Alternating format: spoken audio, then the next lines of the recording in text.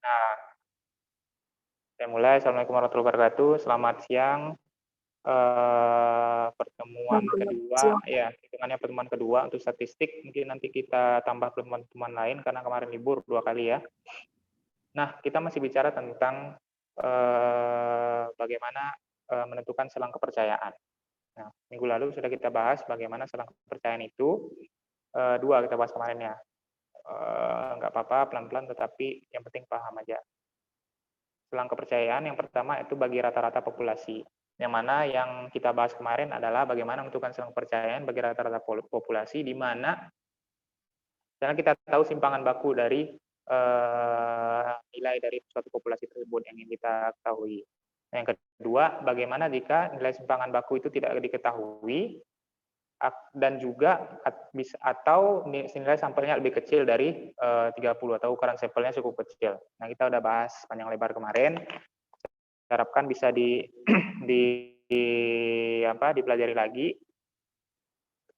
diulang-ulang lagi agar lebih melekat. Nah, yang ketiga yang akan kita bahas pada pertemuan ini adalah bagaimana menentukan, masih sama selang kepercayaan, tapi bagi data ini yang bersifatnya proporsi. Nah, pertama kita samakan persepsi terhadap proporsi dulu. Proporsi ini adalah jadi kita bermain pada data yang istilahnya merupakan bagian. Jadi contoh kasus misalnya proporsi ini sederhananya kalau saya gambarkan seperti ini misalnya. Kita misalnya kan, kalian membeli pizza misalnya kan, kalian beli pizza, mana pizza itu dibagi menjadi 8 bagian misalnya kan. Nah, setiap masing-masing orang itu mendapatkan 1 potong pizza misalnya. Nah, kalau kita bicara proporsi berarti tiap orang mendapatkan 1 bagian dari 8 bagian pizza itu. Nah, itu dinamakan proporsi. Jadi kalau cara tulis secara matematis adalah 1/8-nya. Dan inilah sering kita temukan data seperti ini dan bagaimana cara menghitung selang kepercayaannya. Kalau sebelumnya itu kan data-datanya istilahnya tunggal gitu kan. Itu datanya bersifat interval. Nah, misalnya dari 80 sampai 100 misalnya kan nggak ada misalnya 80/100 sampai ke 90/100. Nah, gitu kan. Tapi kemarin sifatnya tunggal. Nah, kita bahas bagaimana kalau data yang kita akan analisis adalah sifatnya adalah proporsi. Nah, selang kepercayaan bagi proporsi untuk P atau populasi. Nah, sederhana aja seperti kemarin, jadi saya nggak terlalu bahas secara ininya, tetapi bagaimana pengerjaannya dan bagaimana aplikasinya. Nah, rumusnya ini seperti yang digambar. Jadi untuk selang kepercayaan 1 dikurang alfa dari 100% bagi parameter binomial, dan ini untuk P yang sampelnya adalah lebih dari 30. Kemarin kita bahas untuk sampel lebih dari 30, gini caranya gitu kan, dengan uji Z.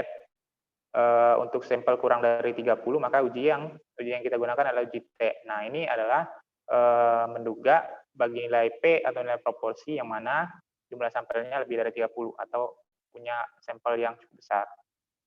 Nah, rumusnya seperti yang saya tampilkan di depan. Atau yang diringkas ini di persamaan di 5.20, di mana proporsi plus minus nilai Z, kita gunakan juga uji Z di sini, Z alfa per 2 akar dari seterusnya itu. Nah, nilai proporsi dikali 1 dikurang nilai proporsi dibagi jumlah sampel.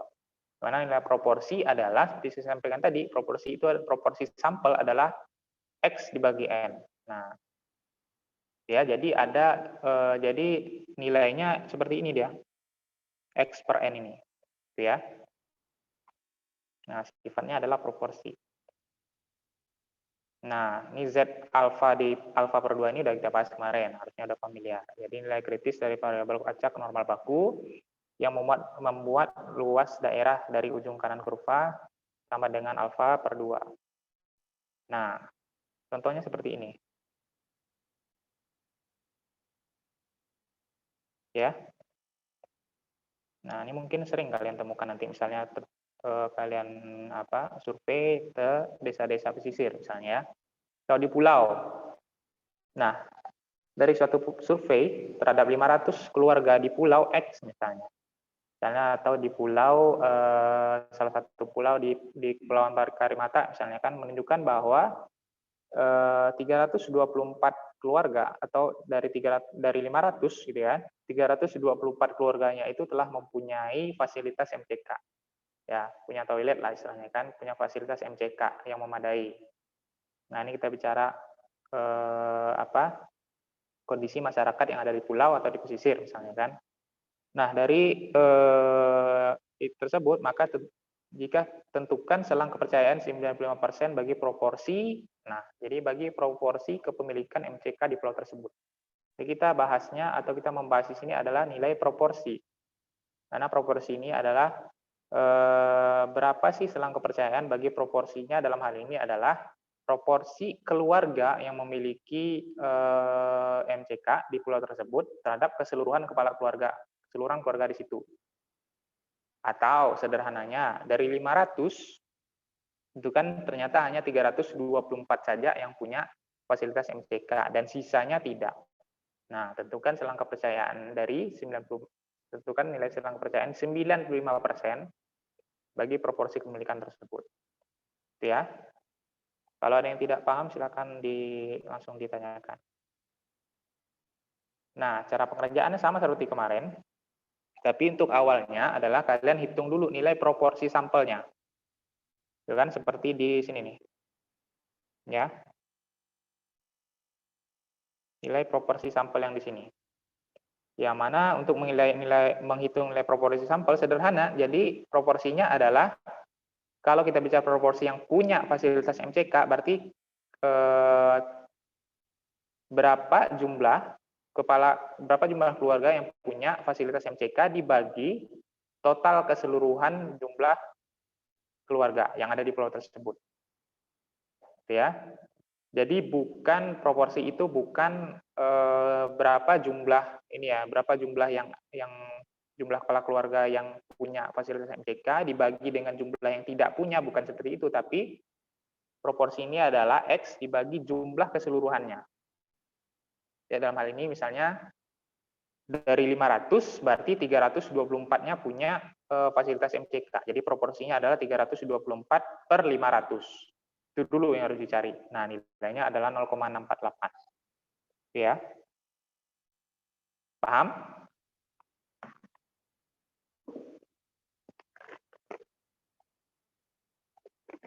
Nah, selanjutnya adalah kita cari nilai Z seperti kemarin. Nah, ini kita ulang sedikit lah ya. Di sini adalah nilai kritisnya 95%. Ya, dari 95% berarti nilai alfanya berapa? Kalau kita menghitungnya 95%, berarti nilai alfa yang ini berapa?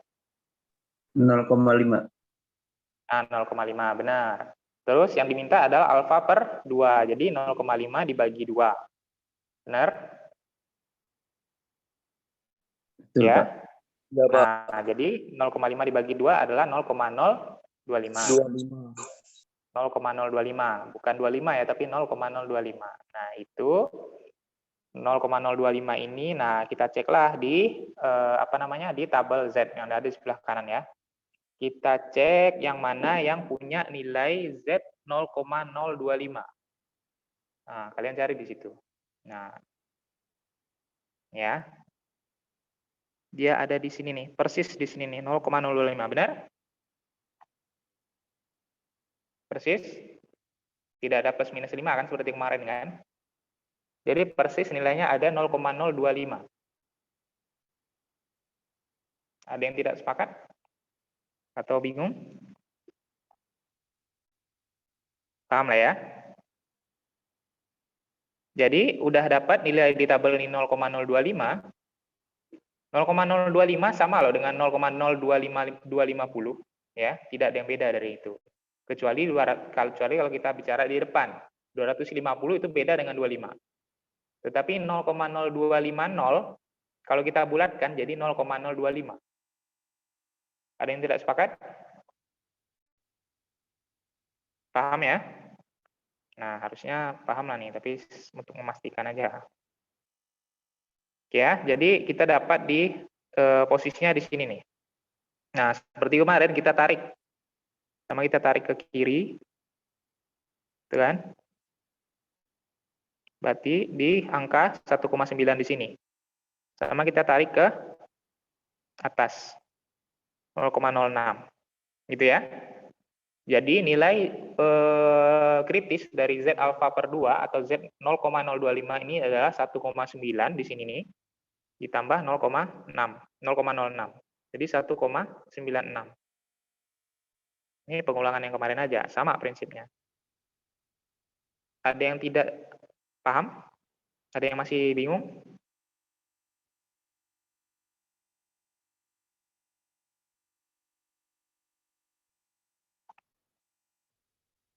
Paham lah ya, ini kan udah diulang-ulang kemarin kan? Oke, lanjut.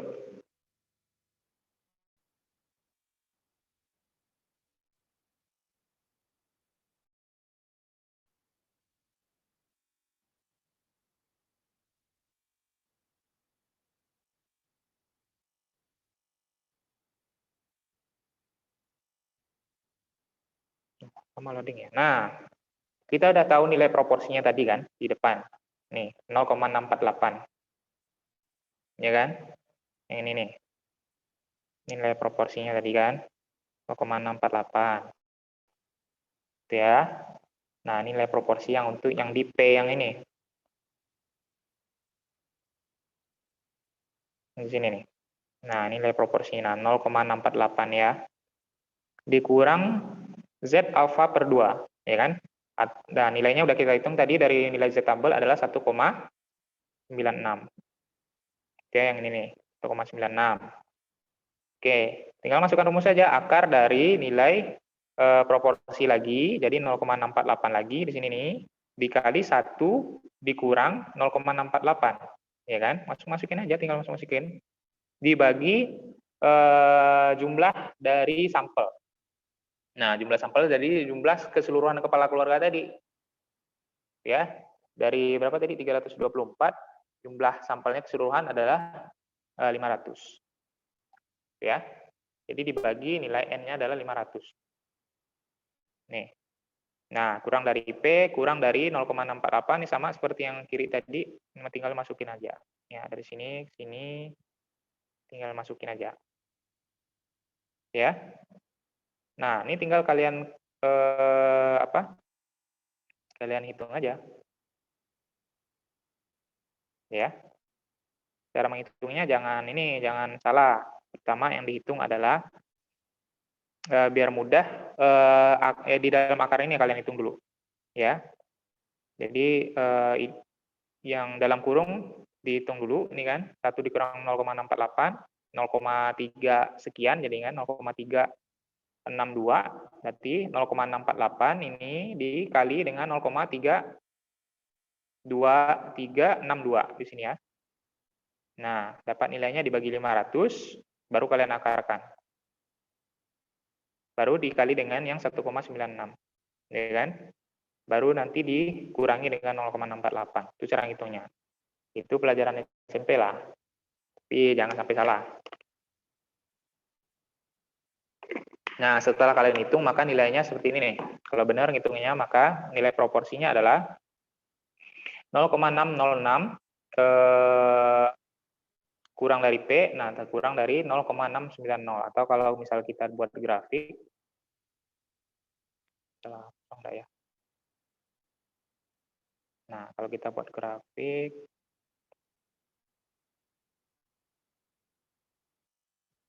di sinilah grafiknya. Nilai interval kemarin masih ingat kan? Jadi kalau kita buat grafik, misalnya di sini nih ya.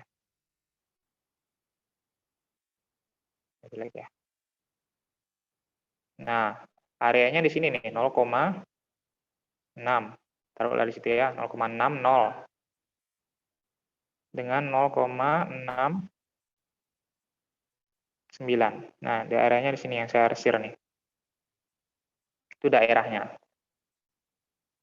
Atau selang interval dari selang kepercayaan dari 95% dari proporsi yang mau kita tentukan.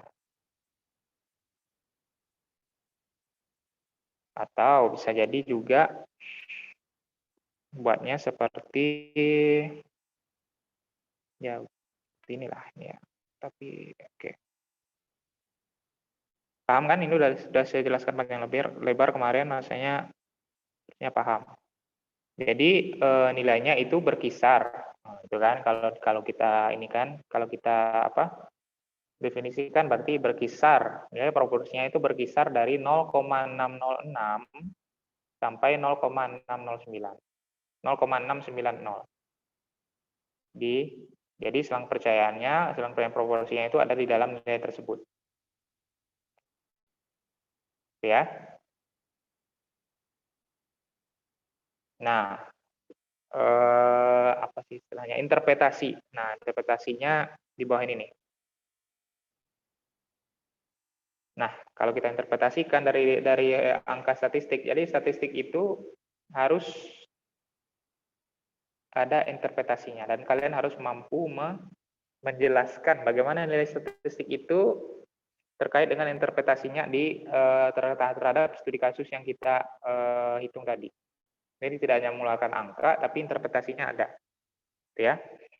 Nah, dari data yang dikumpulkan tadi, untuk kasus tadi berarti kalau kita bicara proporsi, maka ada setidaknya ada 2 kriteria, ya. Kalau kita bagi secara kriteria scoring, ada keluarga yang punya fasilitas MCK, ya kan? Satu. Satu berarti ada keluarga yang punya fasilitas MCK. Punya. Nah, kita bilang inilah, oke, punya. Nah, untuk skor yang 0, dia tidak punya.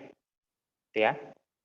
Jadi untuk scoring kita biasanya menjadikan misalnya ya dan tidak itu dengan scoring. Jika iya atau jika punya, maka skornya 1. Itu kan? Jika tidak atau tidak punya, tidak memiliki, maka skornya 0. Nah, dengan demikian interpretasinya adalah dari 500 keluarga yang ada di pulau tersebut terdapat 324 skor bernilai 1 dan 176 skor bernilai 0. Dan jika kita hitung secara soalnya tadi yang diminta dengan selang kepercayaan 90%, maka proporsi kepemilikan MCK di pulau tersebut adalah berkisar dari 0,6 sampai 0,69. Gitu kan? Atau secara statistik itu kan lebih banyak yang punya MCK dibandingkan yang tidak. Dengan selang kepercayaan 95%, maka nilainya adalah 0,6 sampai 0,69. Jadi singkatnya seperti ini. 0 itu tidak punya, ya kan? 1 punya, gitu kan? Karena kita mendapatkan setelah kita masukkan ke rumus gitu kan, secara statistiknya, maka nilai proporsinya adalah 0,6 sampai 0,69. Berarti lebih dari setengahnya, gitu kan? Lebih dari setengahnya di sini nih. Masyarakat atau keluarga di pulau tersebut tuh punya fasilitas MCK. Dan rentang 0,6 sampai 0,69. Gitu ya. Nah, di luar itu jadi dari hasil tadi, hasil statistik tadi, maka kita dapat menentukan bahwa dari nilai 0,6 sampai 0,69 tadi, maka dari proporsinya sebenarnya lebih banyak yang punya fasilitas MCK dibandingkan yang tidak. Dan ini dengan selang kepercayaan 95%, maka kalau kita buat grafik adalah grafiknya seperti ini dan rentangnya adalah seperti yang sudah kita hitung tadi.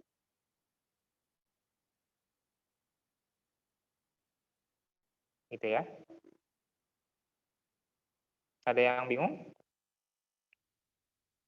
Mungkin interpretasinya masih agak harus dilatih bagaimana menginterpretasikannya. Tapi kalau cara menghitung, setidaknya kalian paham caranya. Ada yang masih nggak paham?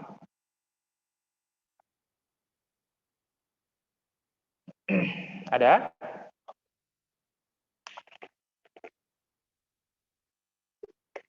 Ada yang mau ditanyakan?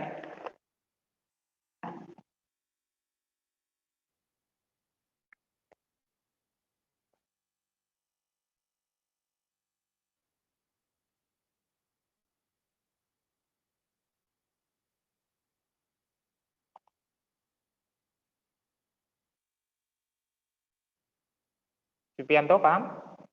Supianto rasanya paham lah ya. Gimana? Supianto? Paham? Atau bingung? Insyaallah paham, Pak. Nah, oke, paham ya. Kalau ada yang nggak paham nanti saya tanyakan ke Supianto nih. Nah, kalau paham, nah nanti tetap diulang-ulang lagi, paham-paham lagi. Ya, dia nggak bisa sekali jelasin langsung ngelekat, tapi harus diulang-ulang kalau statistik. Oke. Nah, kemudian kita masuk ke poin yang C. Nah, ini yang sangat penting ya, dan sangat penting dan menjadi apa ya istilahnya ya, menjadi poin utamanya terkait misalnya kita untuk mengambil sampel. Jadi kita sebelum-sebelumnya tadi kan kita tahu cara menghitungnya, gampang lah cara menghitungnya. Kalau udah tahu datanya, tinggal masukin rumus, itu kan keluar hasilnya. Nah, tetapi yang kedua ini penting terkait dengan bagaimana saat kita melakukan penelitian itu, jumlah sampel yang kita ambil itu sudah representatif dan atau telah menggambarkan dari keseluruhan karakteristik dari populasi yang akan kita teliti. Nah, untuk itulah ini kita hitung bagaimana menentukan ukuran sampel yang kita ambil dari keseluruhan populasi yang ada. Nah, untuk kalau kajiannya adalah, analisisnya adalah menghitung menduga dari nilai rata-rata. Ya. Kalau nih dari kemarin, kalau kalian perhatikan maka ada namanya nilai interval gitu kan. Nah, nilai interval ini dari yang paling rendah di sini. Kalau saya gambarkan seperti kemarin itu, misalnya mahasiswa kelautan dari hasil ujiannya, ujian statistiknya adalah rentangnya dari 60 sampai 100 gitu kan. Berarti tidak ada gitu kan, tidak ada mahasiswa kelautan yang punya yang mendapatkan nilai kurang dari 60. Ya kan? Kemarin kita bicarakan juga.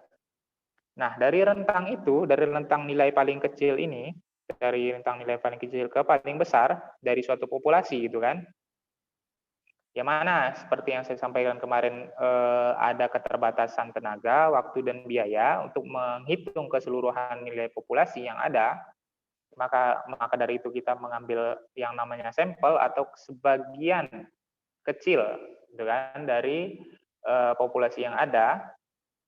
Nah, bagaimana kita menentukan jumlah sampelnya, ukuran sampelnya, dan bagaimana agar sampel itu walaupun kita ambil hanya sebagiannya saja tetapi telah menjelaskan keseluruhan karakteristik dari populasi itu, atau yang dalam bahasa statistiknya adalah sampel yang representatif, gitu kan?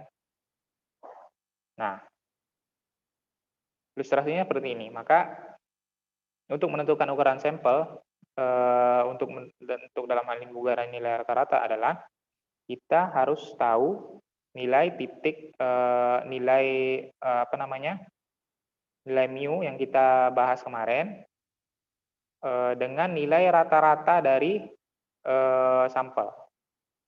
Nah, nanti akan ada jarak, istilahnya akan ada selisih dari nilai mu atau nilai yang kita hitung kemarin dengan nilai rata-rata dari sampel. Akan ada selisih, ya. Nah, besar atau kecilnya selisih itulah yang kita harus perhitungkan. Itu yang dikatakan simpangan atau galat atau kesalahan atau error.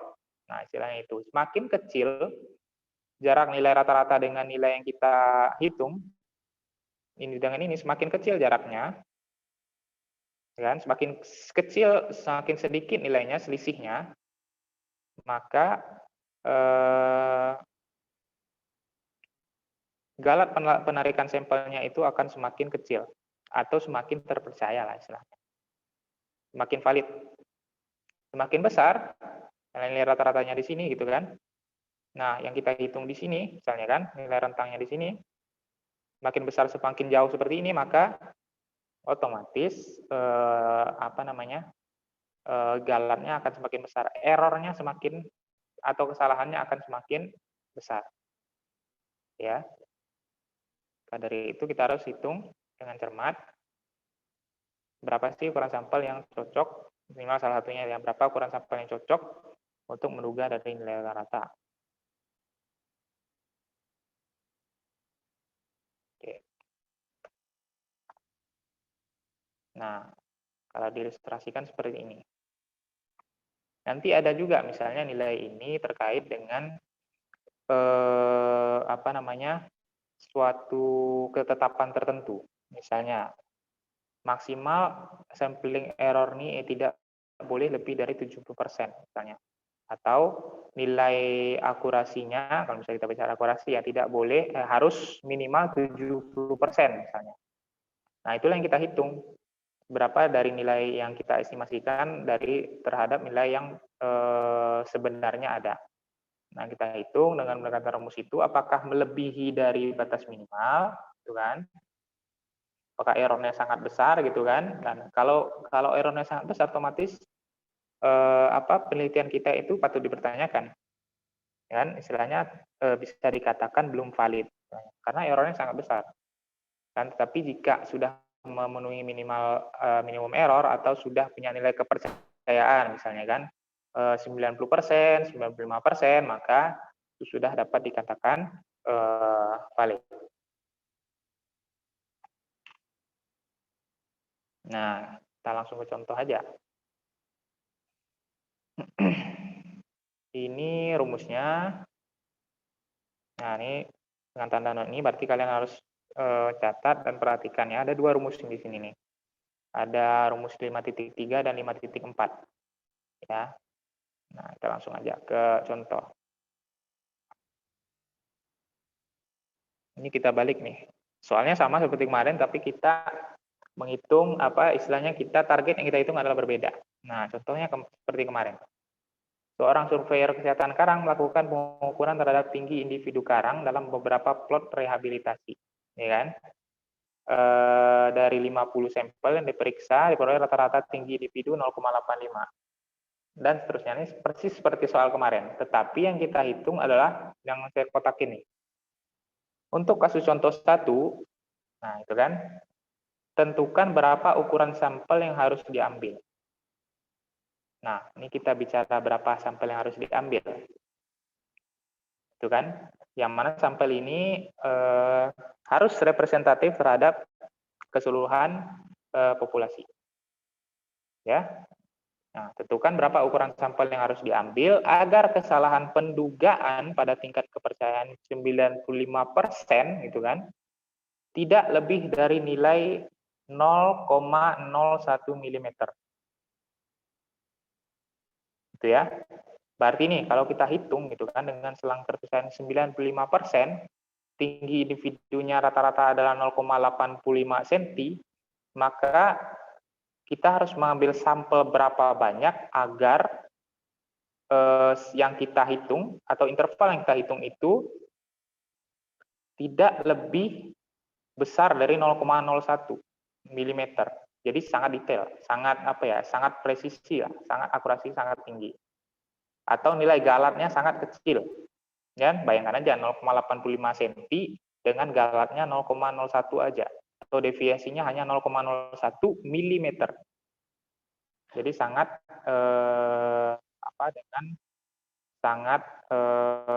errornya sangat kecil. Berapa sampel yang harus kita ambil? Itu ya.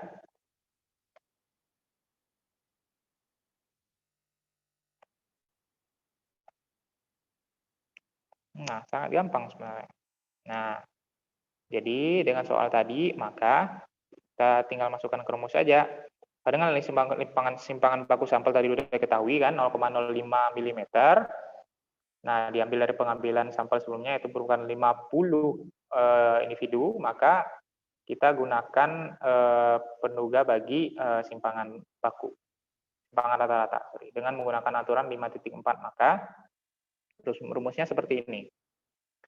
N dalam kurung nilai Z alfa per 2 dikali nilai simpangan baku sampel dibagi nilai error yang menjadi targetnya tadi. Berarti nilai errornya tadi kan tidak lebih dari 0,01 mm. Ini nih.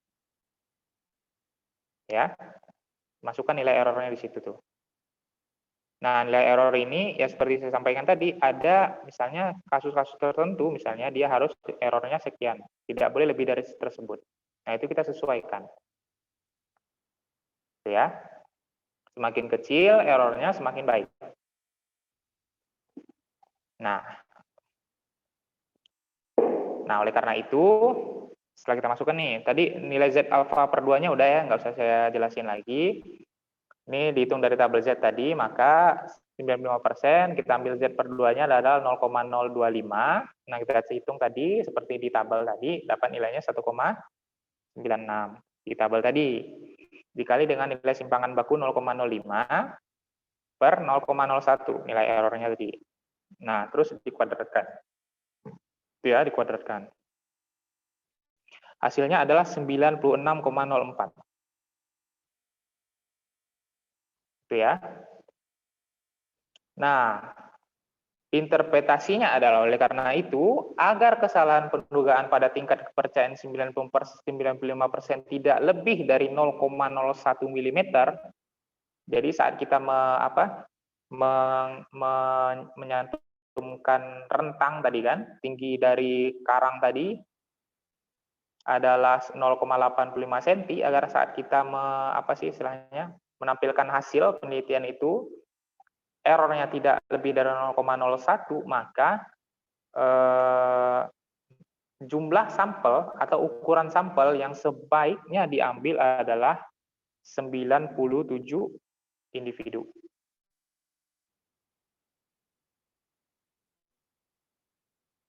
Gitu ya. Nah, sementara surveyor ini kan mengambil 50 sampel. Nah, kalau surveyor ini ya tergantung request dan tergantung bagaimana penelitian kita, seberapa teliti yang mau kita tampilkan datanya gitu kan. Kalau kita mau errornya kurang dari 0,01 mm, maka sebaiknya surveyor itu mengambil tidak hanya 50 sampel, tetapi 97 sampel. Ya, ini dibulatkan ke atas. Dibulatkan ke atas.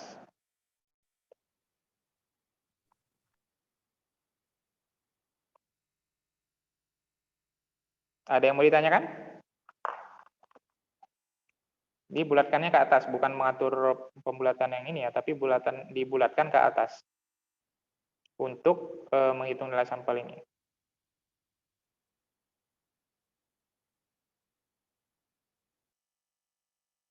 Pak, Nah, silakan.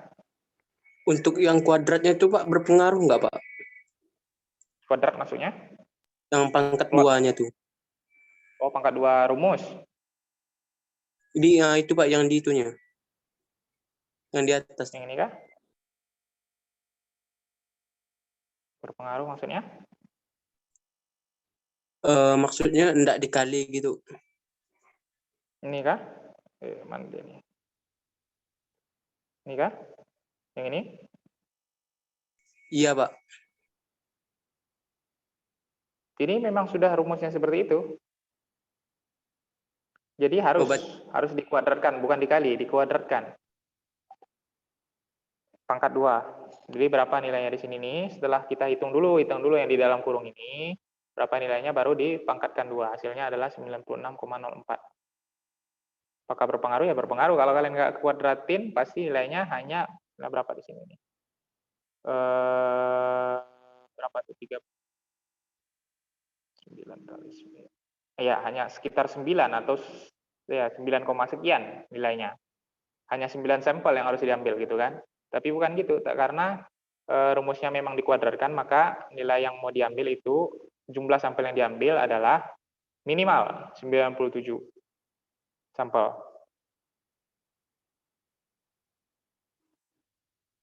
Tapi kok beda hasilnya Pak? Nah, gimana? Subianto gimana hitungnya? Coba. Itu kalau 1,96 dikali Ah, 0,05 dapatnya kan 0,098. Oke, bentar. Baru dibagi 1,96. kalau dibagi 0,01 itu dapatnya Pak 9,8. 0,05 gitu ya. Kemudian dibagi 0,01 ya. Iya, Pak. 9,8 benar. Terus dikuadratkan. Oh, berarti itu kuadratkan, Pak. Iya, dikuadratkan lagi. Itu kan masih di dalam kurung tuh. Belum dikuadratkan. Dikuadratkan setelah itu 9,8 kuadrat. Atau kalau nggak ada di HP-nya kuadrat, 9,8 dikali 9,8 lagi. Oh, ya Paham Pak, kan? paham, Pak. Kali 9,8 lagi. Hasilnya Oh, 96,04. itulah Pak, kira saya itu yang kuadratnya itu 1,96 itu dikali dulu 1,96. Nah, jadi kalau dalam rumus matematik, kalau ada dalam kurung itu dulu dikerjakan. Nah, Oh, itu ya yang Pak. saya ingatkan lagi. Dalam kurung itu dia harus dikerjakan dulu, baru nantinya sudah oke, sudah selesai yang dalam kurung itu, baru kalian selesaikan yang di luar kurung. Kalau dalam hal ini dikuadratkan. Ya, 96,04. Ya Pak, paham Pak. Nah.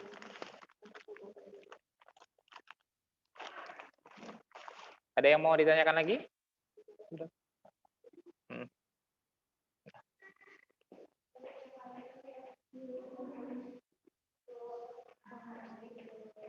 Ada yang masih oke, yang penting sih jelas lah. Sebenarnya mudah cara menghitungnya, tetapi jangan sampai salah. Nah, prinsip-prinsip yang di matematika itu jangan sampai salah. Kalau ada kali, istilahnya kalau ada kali dengan tambah, jadi yang kali dulu dikerjakan, baru yang ditambah. Kalau ada di dalam kurung, berarti dalam kurung dulu dikerjakan, gitu kan. Nah, itu jangan sampai salah. Kalaupun kalian pakai menggunakan kalkulator yang paling canggih pun, kalau cara ngalinya salah. Kan ada itu tuh, apa sih istilahnya waktu itu saya baca ya, meme-nya gitu kan. Dia nyalain guru gitu kan. Dia screenshot gitu kan, masa ini ditambah ini dikali ini hasilnya ini gitu kan. Gitu kan. Padahal benar gitu, gurunya. Dia aja yang salah, dia tambahin dulu baru dia kali gitu kan. Nah, jangan sampai salah. Oke ya. Gimana? Ada yang mau ditanyakan lagi? Nah, jadi interpretasinya adalah sekali lagi, ini gampang aja kalau misalnya statistik masih seperti ini gampang, tinggal masukkan rumusnya aja. Yang penting kalian paham rumus yang ini pakai apa? Pakai yang mana? Yang pertama yang mana rumus apa yang digunakan gitu kan. Nanti kita review lagi ya, rumus mana yang digunakan. Terus kan ada ini nih, apa sih istilahnya nih ya, simbol-simbol. Simbol-simbol ini kalian harus familiar juga.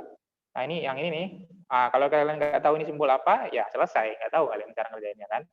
Tapi simbol ini adalah simbol untuk simpangan baku. Nah, di soal kadang nggak disebutin nih simpangan baku ini kan nggak disebutin di sini nih. Dalam kurung misalnya ada simbolnya, itu kan. Jadi kan rumusnya masukin yang mana nih? Apakah yang di sini kah, di atas sini kah, atau yang di sini? Misal simpangan baku kan, yang ini. Nah, itu harus kalian tahu juga terkait dengan apa namanya simbol. Jadi simpangan baku ini simbolnya yang ini, ya. Nah, untuk yang error, berapa sih pengen peneliti itu menentukan errornya, atau berapa sih error yang harus dipenuhi oleh peneliti adalah yang di sini nih, minimal errornya. Nah, dapatlah nilai sampel yang harus diambil adalah minimal 97 sampel. Kalau mau nilainya sangat presisi, istilahnya sangat detail, sampai kesalahannya adalah tidak lebih dari 0,01 mm. Atau kalau kita rata-rata ini, nilai apa namanya, saat kita hitung, maka dari keseluruhan sampel, kita ini nih, kita apa sih namanya, kita buat rentang, maka dari keseluruhan populasi, maka rentang nilainya adalah dari dengan tingkat kepercayaan tadi ya, 0,85 cm atau 0,83 cm sampai 0,87 cm. Jadi sangat detail, gitu kan? Jadi tidak akan ada kalian temukan dengan asumsi nilai tersebut ya. Maka maka kita sebagai pembaca gitu kan paham bahwa benar-benar di daerah tersebut tinggi karangnya adalah sekitar 0,83 sampai 0,87. Tidak akan ditemukan nilai individu karang 0,9 atau kurang dari 0,83 tadi. Misalnya 0,2, 0,3. Ini sangat penting. Ini terkait karena karang ini kan terkait karena per tahunnya aja misalnya kan pertambahannya itu milimeter. 1 sampai 3 mm ya kan. Itu tergantung jenisnya. Jadi untuk errornya lebih baik itu lebih kecil sampai 0,01 mm itu lebih baik. Jadi kita bisa hitung berapa sih pertumbuhannya per tahun misalnya kan. Dari keseluruhan populasi ini berapa pertumbuhannya per tahun. Jadi kita nggak mungkin kita nggak akan menyajikan data itu, data mentahnya saja, misalnya individu karang 1 0,85, individu karang 2 0,83, individu karang 3 0,87 misalnya kan. Tidak itu yang kita tampilkan, tetapi yang kita tampilkan itu adalah dari sampel yang kita dapatkan dengan tingkat kepercayaan 95%, rentangnya adalah sekian. Dan galat errornya adalah tidak lebih dari 0,01. Maka orang tuh udah paham aja. Jadi dia kalau nilai rata-ratanya adalah 0,85, maka dengan errornya sekian, maka rentangnya dari sekian sampai sekian aja. Itu kan? Untuk tinggi dari keseluruhan plot yang peneliti itu hitung di karangnya. Nah, ini sangat bervariasi tergantung dari istilahnya peneliti atau dalam hal ini mudahnya lah, mudahnya kita melakukan upaya konservasi. Jadi orang yang pemberi dana itu pengennya kita benar-benar detail membacanya agar galatnya itu tidak lebih dari sekian, misalnya, dan errornya tidak lebih dari sekian, gitu kan. Nah, dari situlah kita hitung berapa jumlah sampel yang harus kita ambil. Tidak keseluruhannya, misalnya ada misalnya 1.000 atau 200 individu karang dengan tabung oksigen yang cuma 2 misalnya kan, dengan cuacanya buruk misalnya kan, atau cuacanya oke lah, dengan tabung oksigen lah misalnya kan, karena tabung oksigen nanti tabung selamnya itu terkait juga dengan duit kan, misalnya duit yang diterima cuma sekian, cuma sanggup mengisi tabung sekian tabung aja dalam sekali ini. Nah, kita hitunglah berapa jumlah sampel yang mungkin kita hitung sama berapa lama, selama sejam menyelam misalnya kan, kita dapat menghitung 90 enggak? Nah, itu dihitung di situ. Nggak mungkin dalam 1 jam menyelam misalnya kan. Bisa terhitung 200-300-an semuanya gitu kan. Nah, itulah pentingnya kita menentukan jumlah minimal sampel, tapi dengan jumlah minimal itu saja kita bisa dapat nilai yang benar-benar representatif terhadap keseluruhan populasi yang kita teliti. Paham nggak? Nah, ini saya ulang supaya paham. Jelas? Ada yang mau ditanyakan?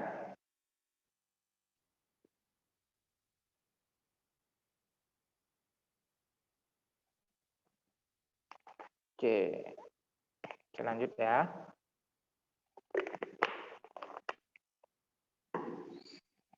Nah, kemudian sekarang kita bahas tentang bagaimana menentukan ukuran sampel untuk menduga proporsi. Nah, sebelumnya itu ya untuk menduga nilai rata-rata saja, tapi ini sekarang terkait dengan proporsi. Nah, rumusnya agak beda, tetapi prinsipnya sama, seperti tadi. Nah, rumusnya adalah ini nih, ringkasnya yang di bawah ini nih.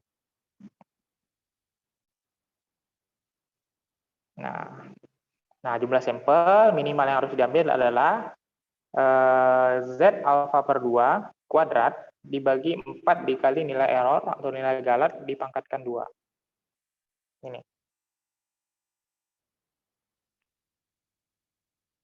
Kalau bingung, tahu. Nah, contohnya, masih contoh yang tadi.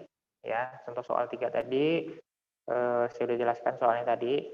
Nah, sekarang kasusnya adalah, untuk persoalan seperti contoh 3 tadi, maka tentukanlah gitu kan ukuran sampel agar pada tingkat kepercayaan 90% kesalahan pendugaan bagi proporsi kepemilikan MCK dalam contoh tidak lebih dari 0,05. Nah, paham ya? Nah, gampang aja. Jadi kita ketahui galatnya tadi ya. Galatnya adalah 0,05. Saya ulangi. Galat atau kesalahan dalam pendugaan nilai proporsi dari sampel tadi tidak lebih dari 0,05.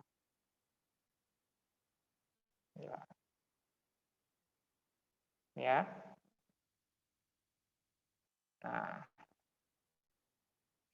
dengan nilai apa nih untuk tingkat kepercayaan 90%, maka nilai kritisnya adalah 1,645. Ini sama menggunakan dengan tabel Z juga kemarin. Nah, jadi tinggal masukkan aja. Jadi nilai Z alfa per 2-nya adalah 1,645. Ini dihitung dari nilai tabel, saya kali lagi hitung dari nilai tabel. Nanti dikuadratkan 1,645 ini per 4, ini memang rumusnya 4 dikali E. E itu nilai galatnya yang ditentukan. Adalah 0,05 nilai proporsi galatnya. Dipangkatkan 2. Nah, coba hitung. Siapa yang udah hitung lagi? 1,645 dikuadratkan berapa?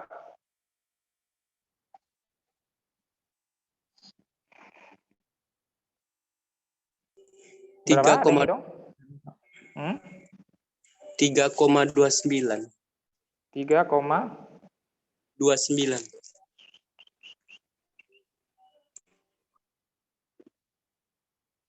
3,29 ya. Per 4 dikali 0,05. Nah, yang mana yang kalian kerjakan dulu? 4 dikali 0,05 dulu atau 0,05 dikuadratkan dulu? Kuadrat dulu. Nah, jadi berapa? 4 dikali 0,05 kuadrat berapa nilainya?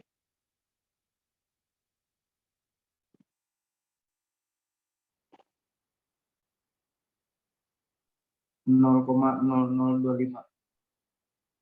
0,00. Udah. Tinggal 3,29 dibagi 4 dikali 0,0025 berapa nilainya? Nah, nanti hasilnya adalah nih 270,6. Ya, itu cara ngitungnya. Nah, dengan demikian, ya kan, kalau kita balik lagi ke soal tadi dengan demikian, pada tingkat kepercayaan 90%, ya, ukuran sampel yang sebaiknya diambil, itu kan, saat kita nih mau survei ke pulau tersebut, berapa kepala keluarga yang harus kita survei adalah minimal 271 kepala keluarga dari total 500 kepala keluarga, ya kan, 500 kepala keluarga yang ada di pulau tersebut. Paham? Pak, kalau untuk pembulatannya, Pak? Pembulatannya ke atas. Tetap ke atas pembulatannya. Walaupun dia 270,1 tetap dibulatkan ke atas. Oh, ya Pak, paham.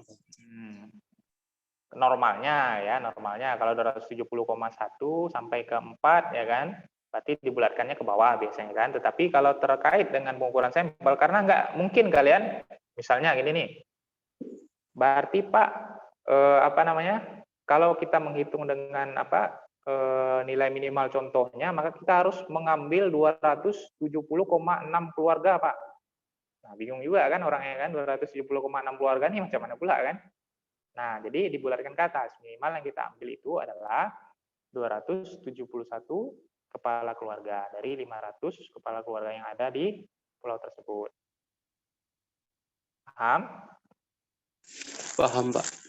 Nah, ini juga terkait misalnya yang kalau kalian mengikuti politik misalnya kan, survei cepat. Nah, rapid survei dari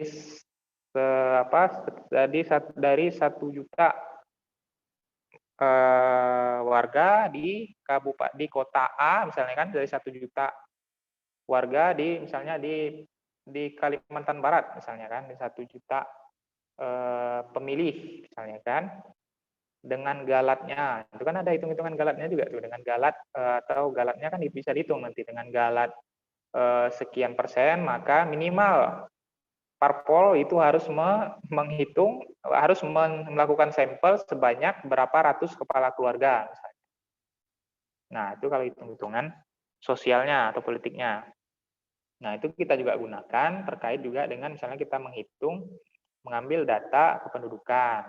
Nah, ini penting juga, karena kajiannya adalah terkait sosiologi pesisir, mata kuliahnya kan, sosiologi pesisir, misalnya, terus terkait dengan ekonomi sumber daya pesisir dan laut. Ya, kalian mengambil data, kan perlu tuh data penghasilan penduduk per kepala keluarga tersebut berapa aja, rentangnya berapa, kemudian pekerjaannya apa, nelayan kah? Rupanya dari pulau tersebut hanya 30% yang nelayan, sisanya misalnya pekerja pabrik. Nah, itu kan menarik, dan itu bisa dianalisis secara statistiknya seperti apa. Nah, analisis statistik itu adalah yang penting adalah bagaimana tingkat kepercayaan dan bagaimana galat. Berapa galatnya? Kalau galatnya besar, ya orang nggak ini ya, istilahnya rentangnya sangat besar, masih diragukan gitu kan. Tapi kadang galat yang besar bisa jadi terjadi karena misalnya ini terkait dengan faktor alam, kan? Jadi tidak mungkin kita memprediksi keseluruhan secara detail yang mempengaruhi dari parameter yang terkait dengan di alam, kan?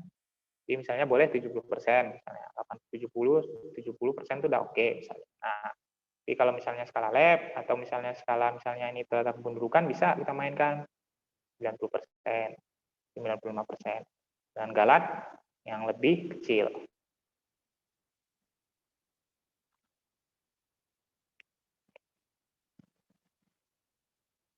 Bisa dipahami?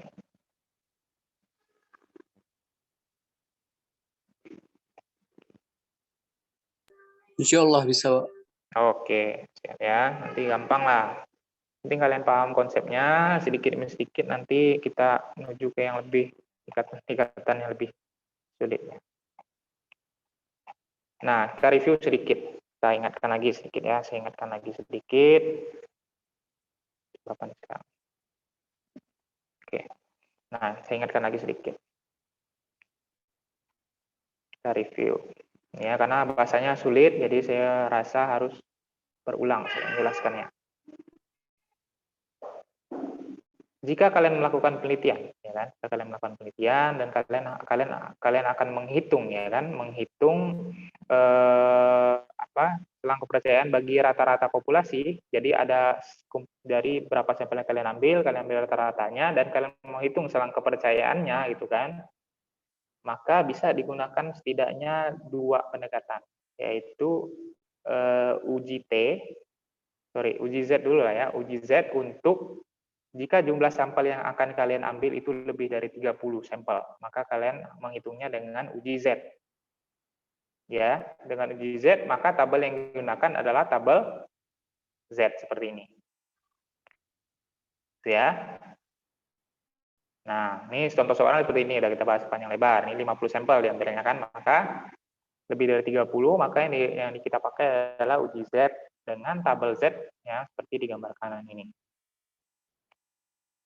Nah, jika karena keterbatasan biaya dan sebagainya, kan, waktu dan sebagainya, sampel yang kalian ambil itu kurang dari 30, misalkan, nah pastikan lagi, seperti saya sampaikan tadi, sampel yang kalian ambil itu datanya terdistribusi normal. Dalam artian, seperti saya ilustrasikan kemarin, sebenarnya masyarakat itu menangkap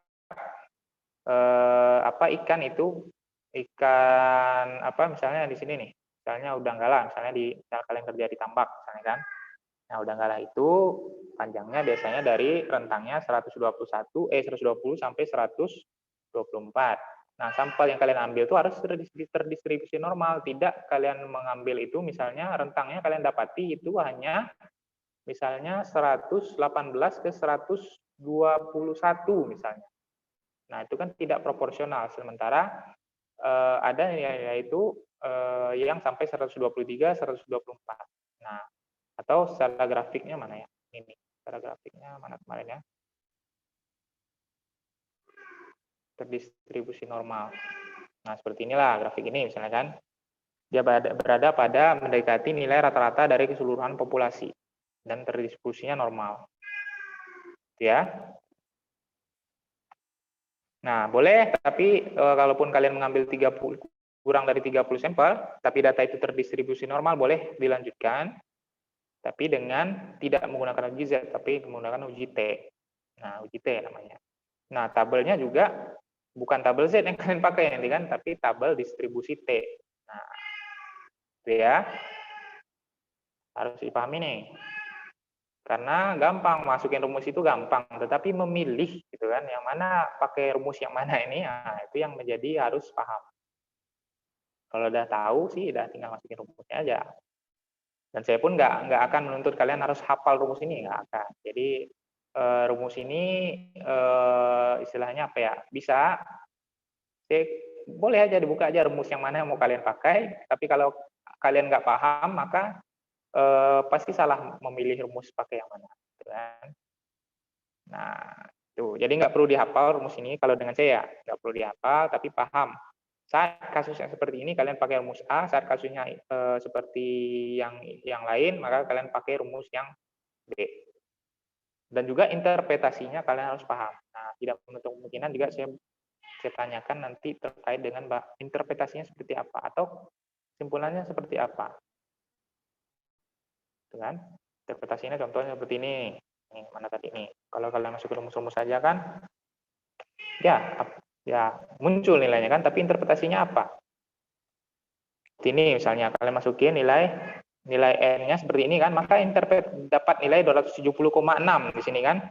Maka interpretasinya adalah dengan tingkat kepercayaan 90%, maka ukuran sampel yang sebaiknya diambil agar pendugaannya tidak lebih dari 0,05 adalah 271 keluarga. Bukan 270,6 keluarga, tapi 271 keluarga. Itu interpretasinya. Paham? Bisa dipahami?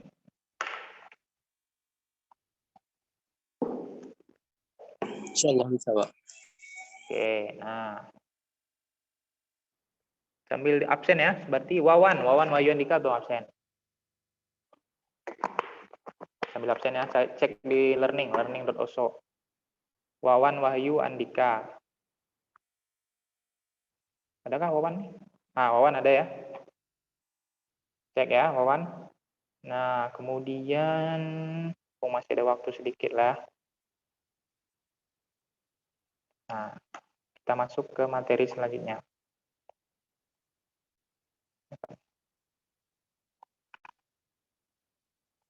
Sedikit saja. Oke, mana nih?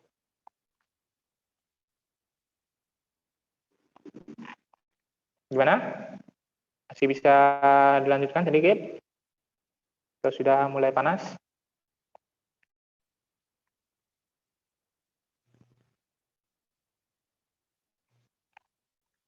Paham ya? Nah, sedikit lagi lah. Jika ada yang mau ditanyakan, silakan. Nah, terkait dengan materi kedua kita tentang pengujian hipotesis. Nah, harusnya jadwalnya hari ini nih. Kemarin karena terlalu panjang lebar, jadi kita masih membahas materi yang kemarin lagi. Nah, pertama terkait hipotesis. Pernah dengar hipotesis? Hipotesis.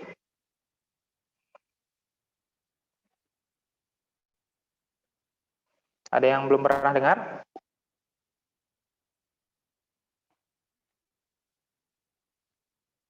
Nah, ini susah ini.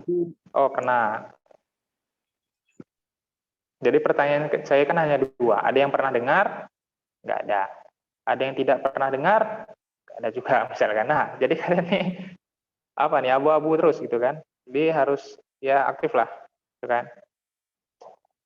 Nah, supaya saya paham, supaya saya tahu kalian tuh sudah pahamnya sampai mana dan mana yang harus saya jelaskan lebih banyak, gitu kan? Nah, secara definisi, hipotesis itu adalah suatu pernyataan atau asumsi, ya kan? Yang mana asumsi itu atau pernyataan itu mungkin salah dan mungkin juga benar. Nah, kalau terkait dengan misalnya kita, ini sangat penting. Kita mengukur suatu parameter populasi, atau kita akan melakukan suatu uji misalnya kan, atau kita mau melakukan suatu penelitian, yang mana kita menduga, maka hasilnya akan berbeda nyata, atau akan lebih baik. Misal contohnya, kalian misalnya di perikanan, kalian contoh yang paling enak.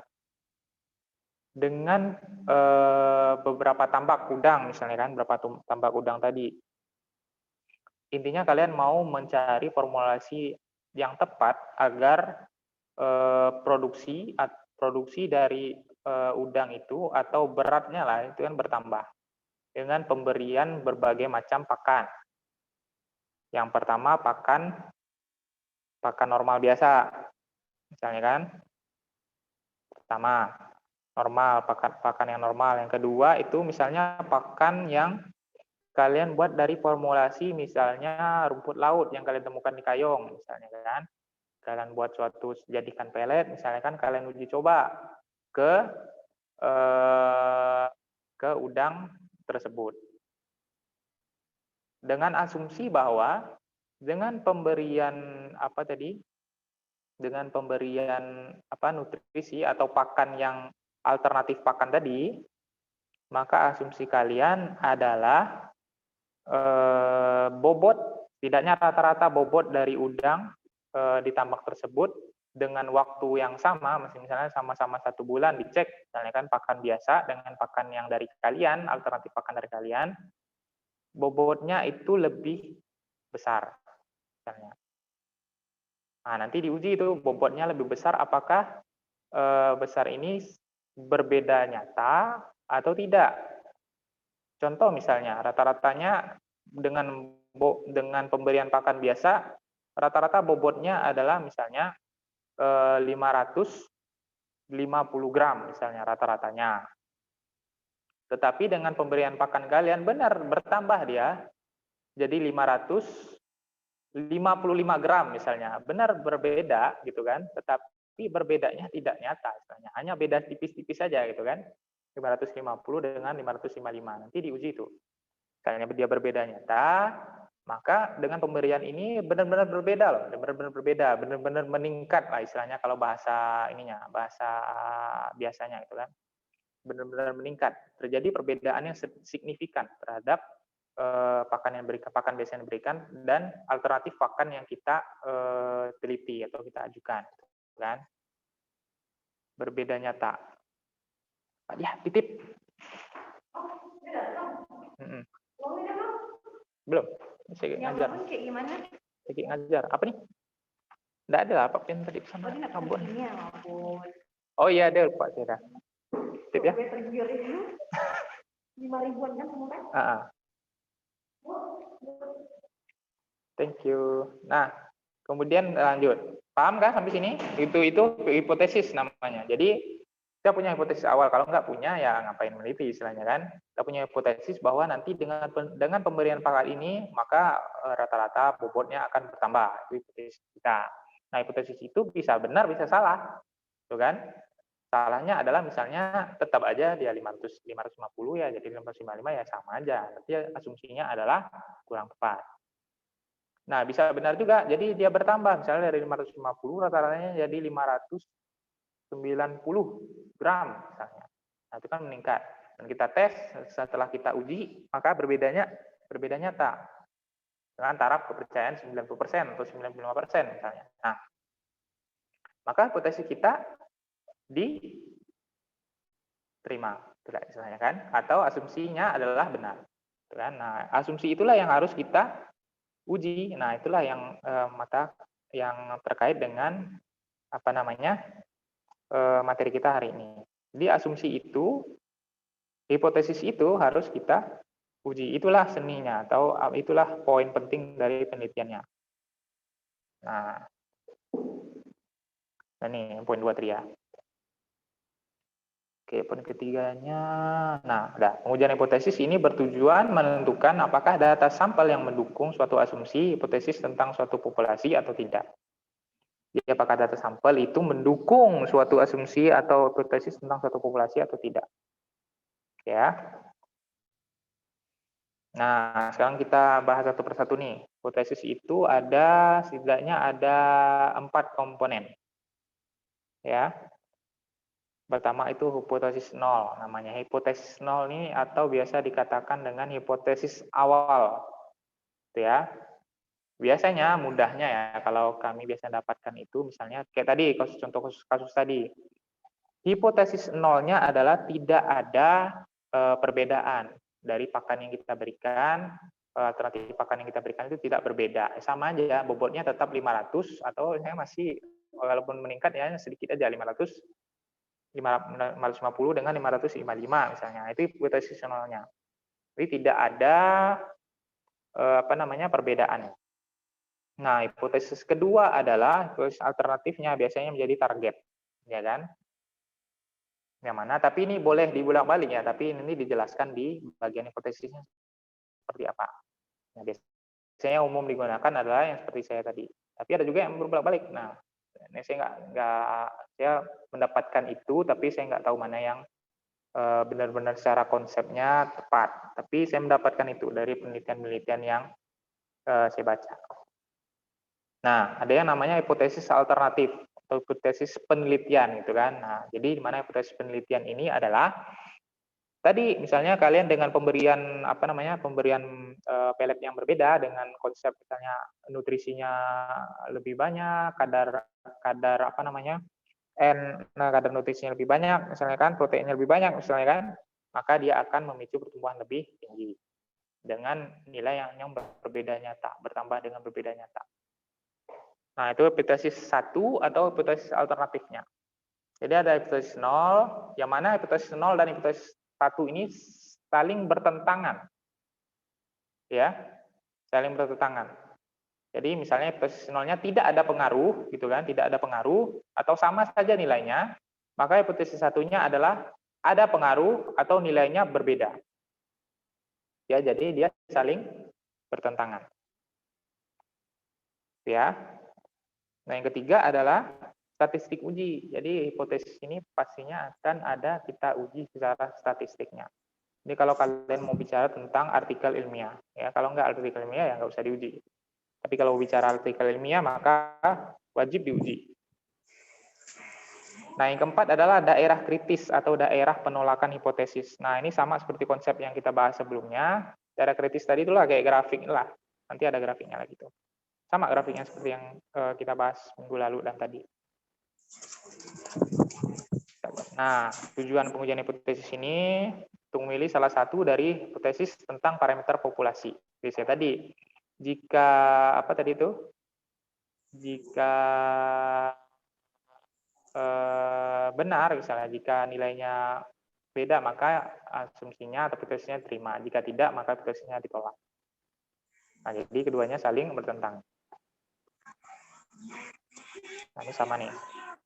Kedua hipotesis tersebut bersifat saling asing atau mutually exclusive. Nah, artinya jika satu hipotesis ditolak, misalnya hipotesis 0 ditolak, maka otomatis ya secara otomatis hipotesis alternatif atau hipotesis penelitian itu diterima. Ya, jadi sifatnya mutually exclusive ya. Atau jika hipotesis alternatif atau hipotesis penelitian itu ternyata ditolak, gitu kan? Ditolak ini bahasanya adalah tidak tepat, tidak benar, gitu kan? Tidak sesuai, nah, maka hipotesis 0 yang diterima. Ya. Dan tidak ada alternatif lain. Karena tidak ada pilihan choice lain. Ini kalau dalam konteks kita membandingkan ya. Jadi misalnya H0 itu ditolak, misalnya H1-nya H1-nya juga ditolak misalkan, nah mungkin saja ada di H2, padahal H2 itu tidak kita cantumkan di depan, itu tidak seperti itu. Tapi misalnya H0 itu ditolak, maka otomatis H1-nya diterima. Demikian juga sebaliknya. Itu ya. Itu kalau kita konsep terkait uji atau pengujian hipotesis. Nah, contoh kasus ini seperti ini nih.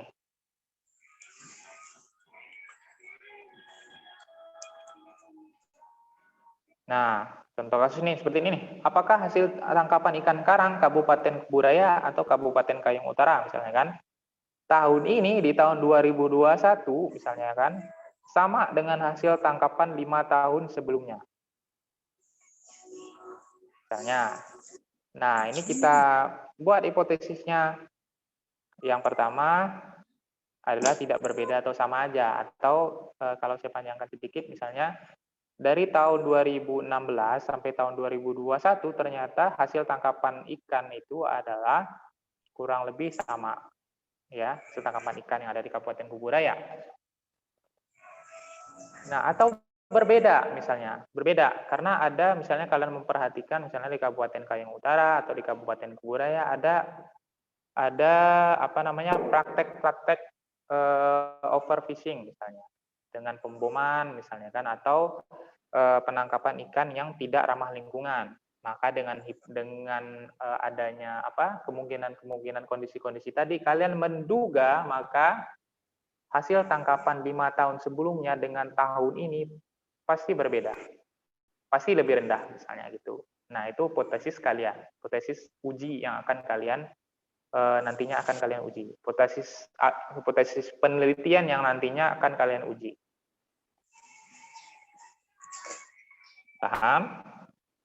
Nah, contoh kedua, misalnya, apakah diversitas dan kelimpahan ikan karang yang berada di Pulau X berbeda dengan di Pulau Y?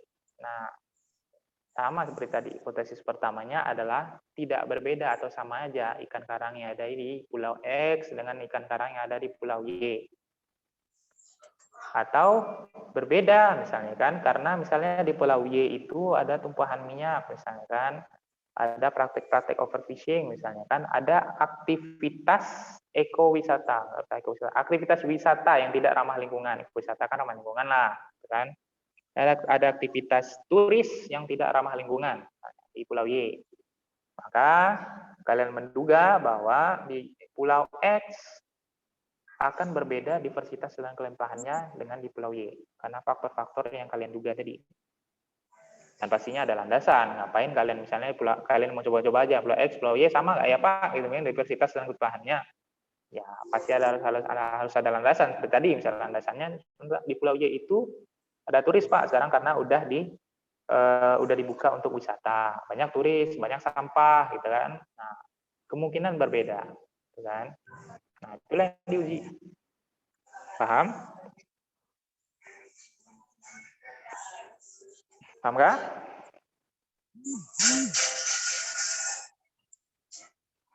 Nah, oke, sedikit lagi. Nah, secara umum terdapat 3 bentuk format pasangan hipotesis nol dan hipotesis alternatif. Nah, seperti yang ditampilkan di sini nih. Misalnya theta adalah parameter populasi dan theta nol adalah tanggapan tentang nilai parameter tersebut, atau H, gampangnya H adalah parameter populasi. Oh, ini parameter ya, theta X adalah parameter populasi, X0 adalah anggapan tentang nilai parameter tersebut. Maka ketiga pasangan hipotesis tersebut bisa dirumuskan sebagai berikut nih. Nah, ada yang sifatnya dua arah. Nah, sifatnya dua arah nih seperti ini nih misalnya. Dia akan berbeda gitu kan. Dia akan berbeda, tetapi kalian belum menentukan nih berbedanya seperti apa. Apakah dia akan lebih meningkat ataukah lebih menurun. Nah, itu yang dinamakan hipotesis dua arah. Sederhananya seperti itu. Gitu ya.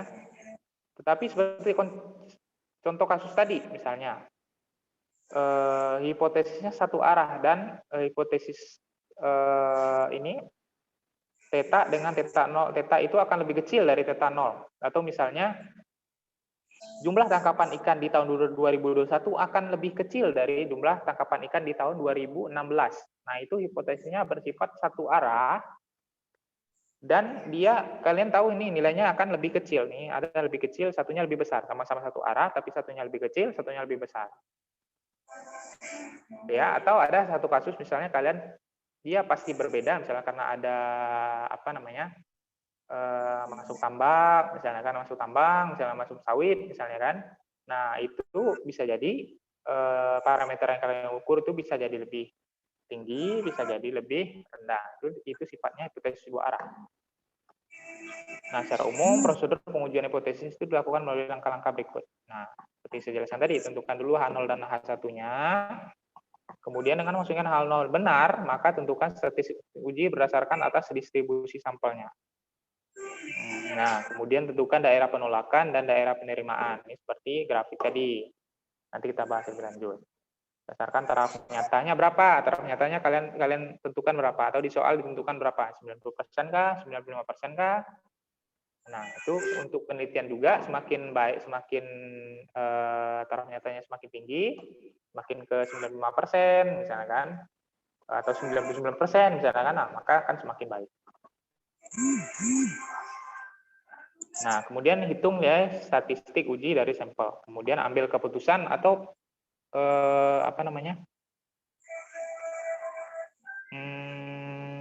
output ya, pasti istilahnya tuh tadi tuh istilahnya kesimpulannya seperti apa, interpretasinya seperti apa, dan ambil keputusan untuk menerima dan menolak dan interpretasinya seperti apa. Nah, ini nih. Nah, kalian nanti hitung uji, kalian tentukan daerah kritisnya gitu kan.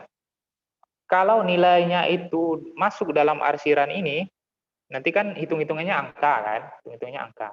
Kalau masuk dalam hitungan angka dari angka ini sampai ke sini, gitu kan, maka dia ditolak.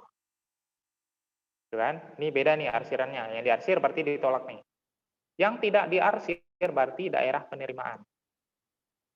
Contoh, misalnya tadi kan kalian membandingkan diversitas dari pulau yang ikan yang ada di pulau X dan pulau Y.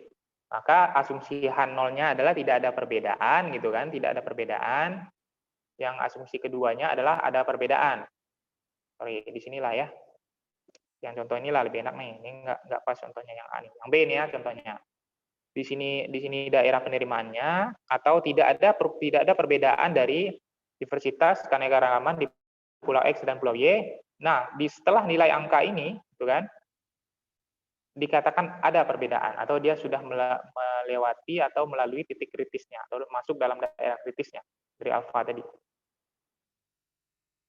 Gitu ya. Maka jika nilainya itu masih di antara rentang daerah penerimaan ini, maka kita dapat simpulkan maka tidak ada perbedaan dari diversitas keanekaragaman yang ada di pulau X dan Y. Tapi jika berbeda setelah kita uji nih ya, masuk ke dalam nilai alfa ini, masuk ke dalam daerah kritisnya, maka kita tentukan atau kita tarik kesimpulan bahwa ada perbedaan dari daerah kritis. Gitu ya. Nah, ini secara matematisnya seperti ini nih. Tapi konsepnya saya harapkan paham. Atau yang ini misalnya, daerah penerimaannya ini. Misalnya di tahun 2021 dengan 2016 ternyata sama aja jumlah tangkapan ikannya. Kan setelah kala hitung, dia masih masuk dalam daerah penerimaan ini. Berarti ditolak, masih masuk dalam daerah penerimaan ya. H0-nya yang diterima, H1-nya yang ditolak. Atau interpretasinya adalah tidak ada perbedaan jumlah tangkapan ikan dari tahun 2016 ke 2021. Tetapi ternyata saat kalian hitung misalnya nilainya tuh lebih kecil dari titik kritis ini, gitu kan? Ternyata di tahun 2001 ini memang lebih kecil jumlah tangkapan ikannya, gitu kan? Dan masuk ke dalam daerah titik kritis ini, maka dapat kalian katakan bahwa H0 itu ditolak, gitu kan? Maka H1-nya terima. Atau ada perbedaan, ada pengurangan. Kalau dalam grafik ini ya, ada pengurangan jumlah tangkapan ikan yang signifikan dengan taraf signifikansi 90% gitu kan, terhadap tangkapan ikan di tahun 2016. Nah, itu menjadi data dasar. Sekarang, contohnya, misalnya kalian membuat suatu laporan ilmiah, artikel ilmiah bahwa kalian menyatakan bahwa ada pengurangan jumlah populasi ikan dari hasil tangkapan. Gitu saja misalnya kalian hanya menyampaikan seperti itu, tidak ada uji statistiknya, tidak ada nilai daerah kritisnya, tidak ada selang kepercayaannya gitu kan, maka orang pasti akan bertanya, terutama yang di akademisi gitu kan, seberapa valid data tersebut gitu kan, atau seberapa ya berbeda pengurangan, tapi apakah pengurangannya itu berbeda nyata gitu kan. Nah, itulah yang menjadi titik di mana kalian harus melakukan uji ini agar hipotesis dan asumsi kalian itu dapat diterima dan sesuai dengan kaidah-kaidah ilmiah yang ada. Ya, paham? Oke, nah nanti ada ini nih, ada apa namanya? Ada rumusnya. Gampang, tinggal masukin rumus saja. Yang penting kalian tahu kriterianya seperti apa dan mana yang masuk rumus mana. Nah, pertama, saat kalian melakukan statistik uji pengujian hipotesis, pertama yang harus kalian tahu bahwa yang harus kalian pastikan adalah ada nggak data varians populasinya? Atau diketahui nggak nilai varians populasinya? Ya, kalau diketahui, ya, nih ya, diketahui nilai varian populasinya, maka ukuran sampel itu tidak menjadi syarat, gitu kan? Tidak menjadi syarat. Statistik ujinya adalah ini, uji Z. Tidak tepat kalian menggunakan uji T di sini, ya. Paham? Nah, contoh selanjutnya. Varian populasi ini tidak diketahui nilainya, misalnya ya. Nilai varians populasi. Kemarin kan dari bahas sama Sofi nggak? Varians populasi cara menghitungnya kan? Nah, kemudian ukuran sampelnya ternyata juga kurang dari 30. Gitu kan? Yang sampel yang kalian ambil nih kurang dari 30. Nah, maka uji statistik ujinya yang tepat digunakan adalah uji T, bukan uji Z. Ya. Ini gampang lah. Pokoknya nanti cara ngitungnya gampang, tetapi konsepnya kalian paham. Ada yang mau ditanyakan sampai di sini? Tidak, besok kita minggu depan kita lanjutin lagi. Ada yang mau ditanyakan? Ada yang masih kurang paham?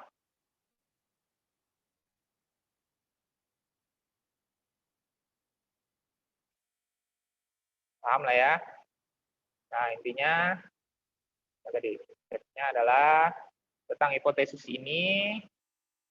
Berarti yang harus kalian paham adalah konsepnya atau definisinya, kemudian komponen-komponen hipotesis itu apa aja, kemudian daerah uji tadi kan, jadi H0 dan H1 ini saling bertentangan, dan bagaimana langkah-langkahnya. Jadi nanti kita bahas lebih lanjut lagi langkah-langkahnya seperti apa. Lebih detail lah. Ini kan hanya konsepnya. Mungkin cukup itu. Kalau tidak ada yang mau ditanyakan, dan suaranya juga mulai tidak jelas ya, mulai hujan.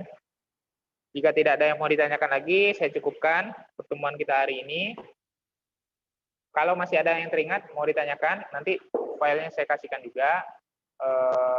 Kalian coba cek, nanti rekamannya juga saya coba kasihkan. Kalau tidak ada, saya cukupkan. Absennya sudahkah? Oke, absennya juga sudah. Saya cukupkan pertemuan kita hari ini. Semoga bisa dipahami. Saya tutup. Assalamualaikum warahmatullahi wabarakatuh. Selamat sore. Waalaikumsalam. Waalaikumsalam.